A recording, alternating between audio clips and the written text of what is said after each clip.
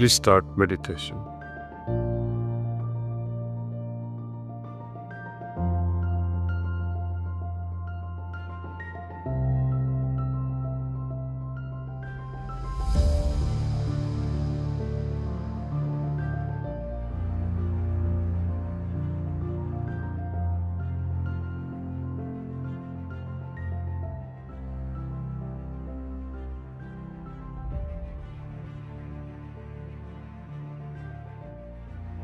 We are very happy today because we have a very special guest, Amit Sas, Dr. Gopal Lal Sir, who is the director of NAM, Mr. Ramesh Sir, program coordinator for this foundation course. Around 107 young research agriculture scientists who have come across India from 22 states. Today we welcome you all the young boys and girls. They have a lot of questions for you. Well, it's an opportunity for me to thank everyone who are present, especially the young scientists from the agricultural field, and especially Sri Dr. Gopal Lal, Director of NAM. Namaste, sir, to you. And my namaste to Dr. Ramesh, Program Director, sir. Thank you. Such a joyful moment to see youngsters today, these days, getting interested in the field of agriculture. Before, hardly one or two individuals will pop up and say, I want to become an agriculturist. Now that interest has been kindled for whatever reason. I think we are going back to the roots slowly and steadily, and that's where the future is. Combining agriculture and spirituality, I think it's a rare gift. Ordinarily, a bhakta, a spiritual seeker, they have to try their best to attain a state of surrender. They do all kinds of things. They perform yogasanas, pranayamas, bhajan, kirtan. They are also service oriented like seva, etc. To develop this bhava attitude, inner sentiment, to create some level of saranagati or surrender to the Lord. But imagine a farmer at any given moment is always surrendered to nature.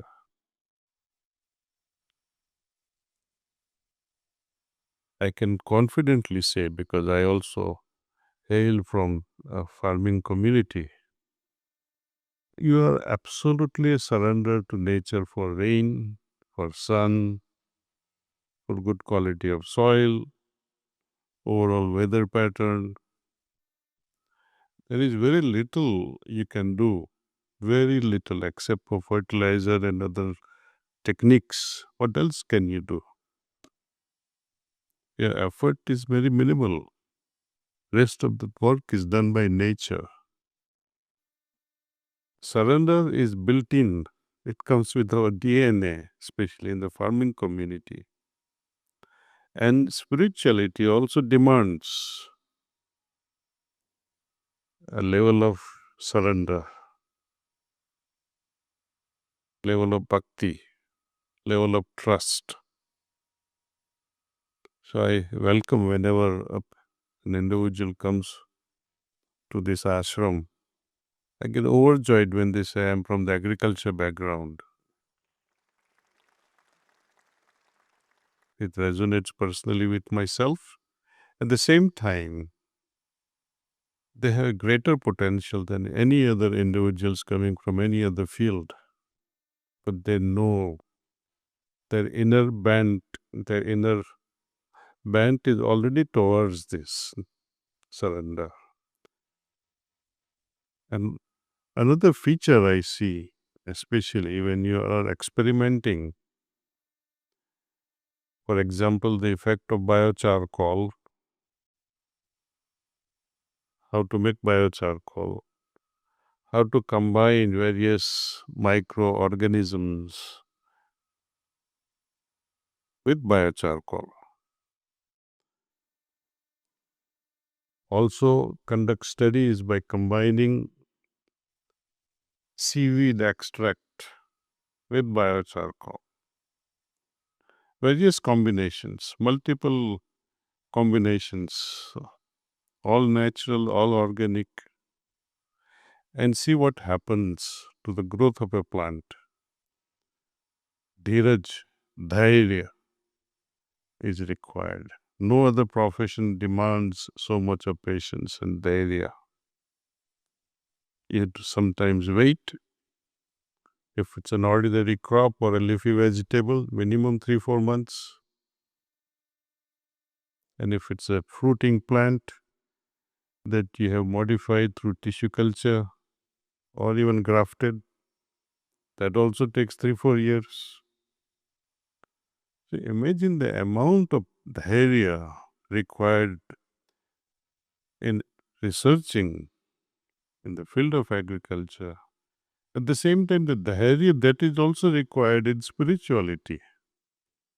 So there is a lot of parallelism within these two fields. Having said that, once again, I thank everyone for joining us, and especially these 107 scientists. Though this is a spiritual organization, we at our heart we like to change the economical status of our village folks. Not only village folks, but also people who are in the cities. How to even cultivate vegetables, salads, things like that through hydroponic activities on your balconies, on your terraces, where there is less availability of soil. Something that you can grow within 200 square feet, which you cannot even grow in 1 acre of land. So such things are also being taught here. Hydroponics is one of them. Tissue culture is another them. Various experiments are also going on with varied combinations of biocharcoal and other things which I already mentioned to you. With your help, I'm sure we can take this much further, much ahead. I would be needing your inputs whenever you come across any breakthroughs and you know that this is a wonderful thing and you like us to experiment. You can share your ideas to our sister, with our sister, Dr. Nivedita, and she will take up that particular research or your suggestion. Fortunately, we have also received university status under the name HARI, H-A-R-I, and the very first program that we are starting, and can you imagine what that program is? Agriculture.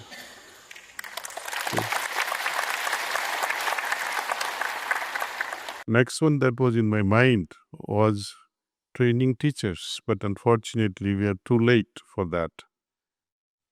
So we are starting, and it's an auspicious beginning for us because it's very close to my heart. Now I invite any questions that you may have. Myself, I'm Dr. Nandakumar. I'm from Mysore.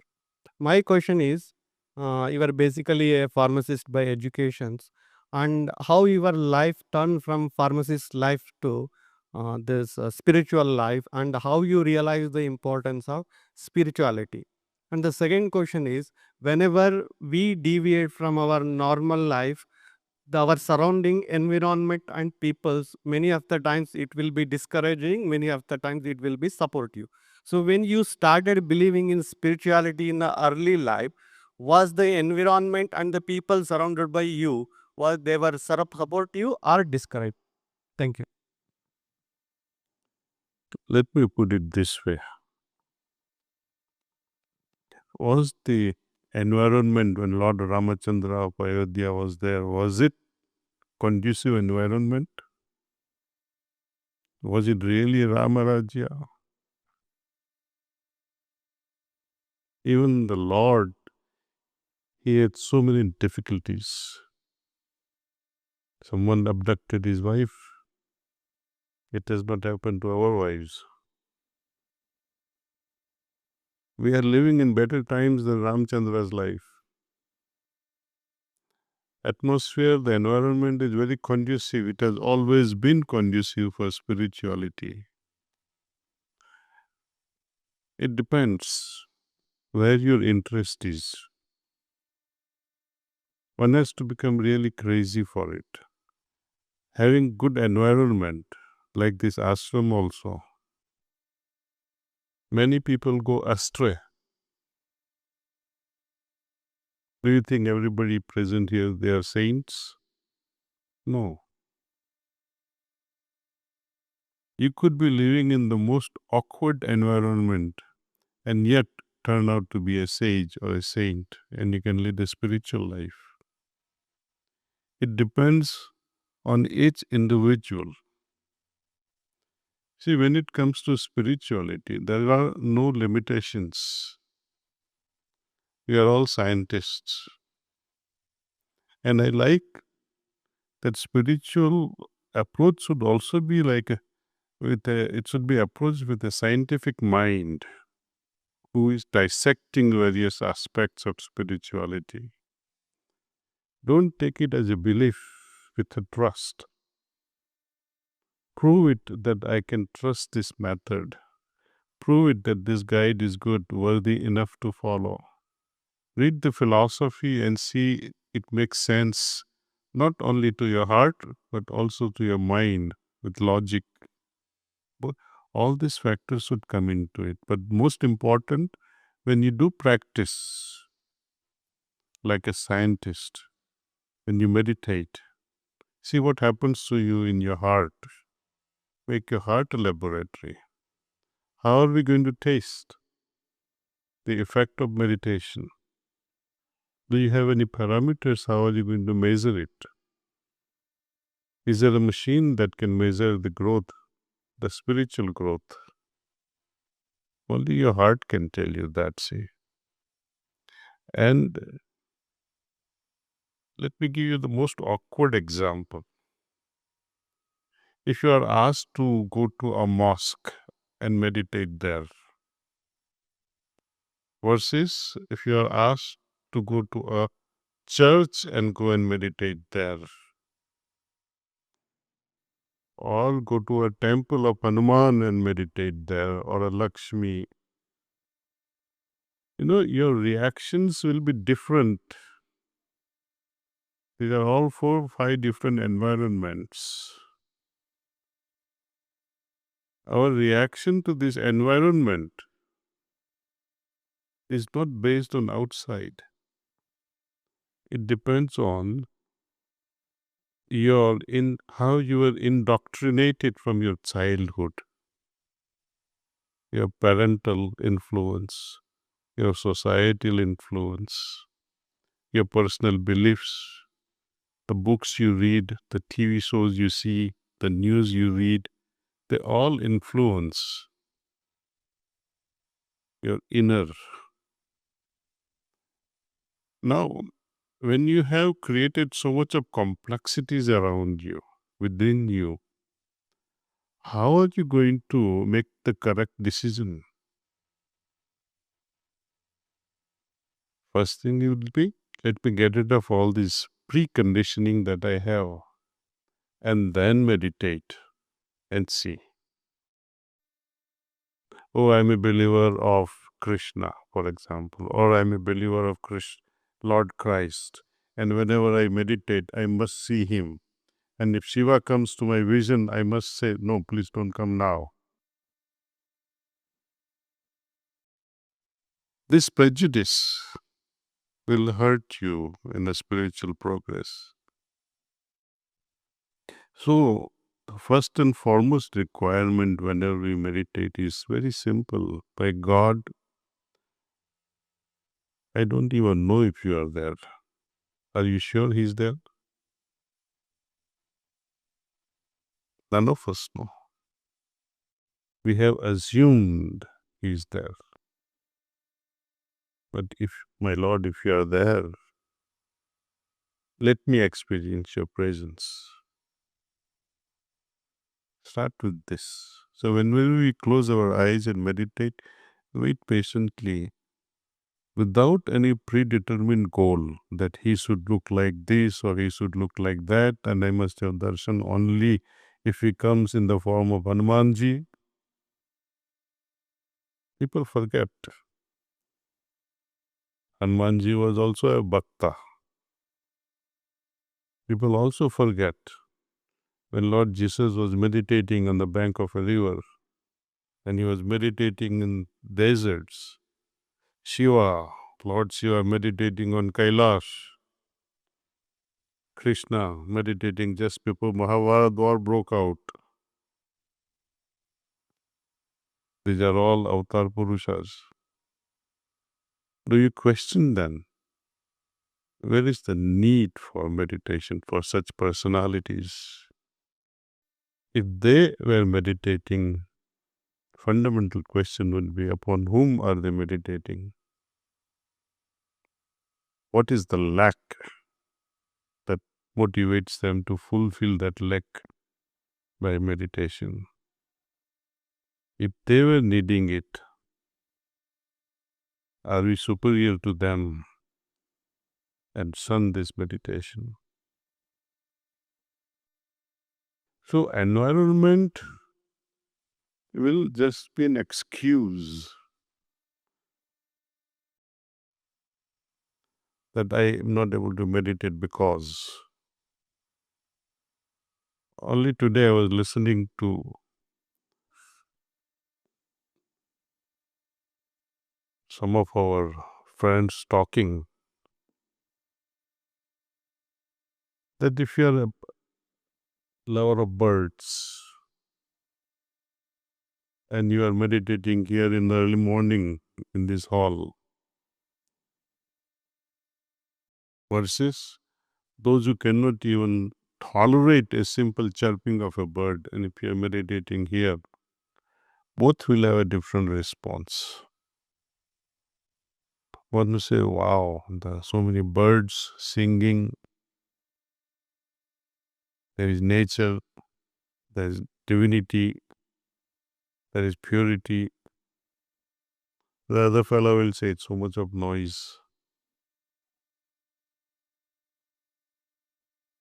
Corruption may be outside, noise may be outside. Other people with evil tendencies may be also outside. But why must you be bothered? Lord is in your heart. That should be enough. Enough to create that inner environment. Make your own little island. Enjoy your inner space. And that's what meditation is all about. Of course, having such a pure-hearted or having such a beautiful inner environment, and also if there is outside that is resonating, one has to remind oneself this is very dangerous. You might be wondering why I am saying so. Because you take things for granted, see, that in such beautiful, serene environment, things will happen automatically. This taken for granted attitude spoils everything.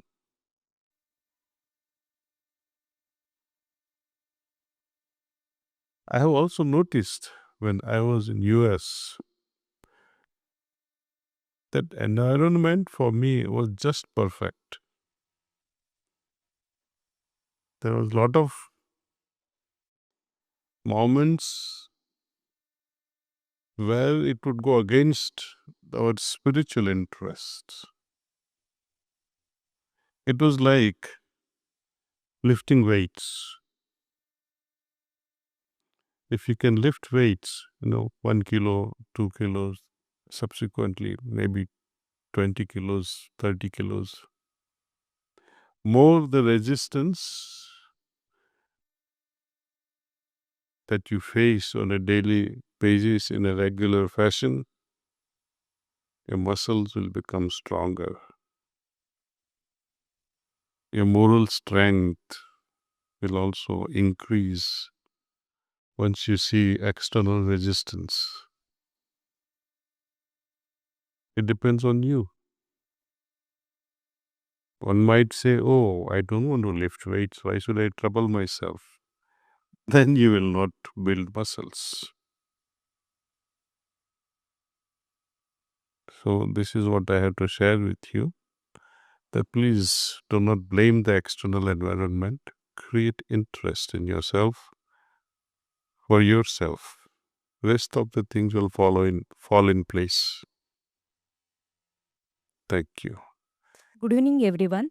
I'm Dr. Sushmita. Sir, my question was what is the future agriculture? What would be the? Wow.